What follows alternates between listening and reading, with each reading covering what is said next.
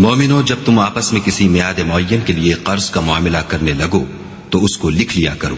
اور لکھنے والا تم میں کسی کا نقصان نہ کرے بلکہ انصاف سے لکھے۔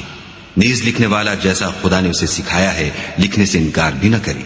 اور دستاویز لکھ دے، اور جو شخص قرض لے وہی دستاویز کا مضمون بول کر لکھوائے، اور خدا سے کہ اس کا مالک ہے خوف کرے، اور زر قرض میں سے کچھ کم نہ لکھوائے۔ اور اگر قرض لینے والا بے عقل یا ضعیف ہو یا مضمون لکھوانے کی قابلیت نہ رکھتا ہو تو جو اس کا ولی ہو وہ انصاف کے ساتھ مضمون لکھوائے، اور اپنے میں سے 2 مردوں کو ایسے معاملے کے گواہ کر لیا کرو،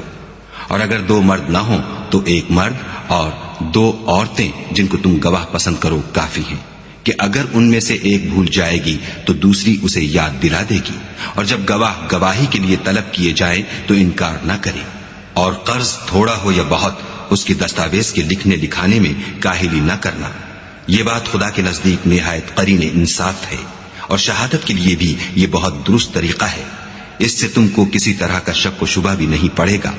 ہاں، اگر سودا دست بدست ہو جو تم آپس میں لیتے دیتے ہو تو اگر ایسے معاملے کی دستاویز نہ لکھو تو تم پر کچھ گناہ نہیں، اور جب خرید و فروخت کیا کرو تو بھی گواہ کر لیا کرو، اور کاتب دستاویز اور گواہ معاملہ کرنے والوں کا کسی طرح کا نقصان نہ کرے۔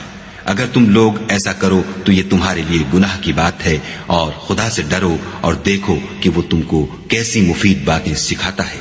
اور خدا ہر چیز سے واقف ہے۔ اور اگر تم سفر پر ہو اور دستاویز لکھنے والا نہ مل سکے تو کوئی چیز رہن باقبضہ رکھ کر قرض لے لو،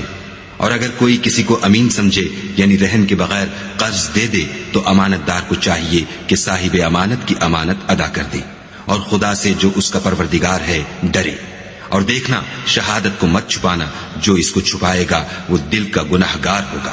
اور خدا تمہارے سب کاموں سے واقف ہے۔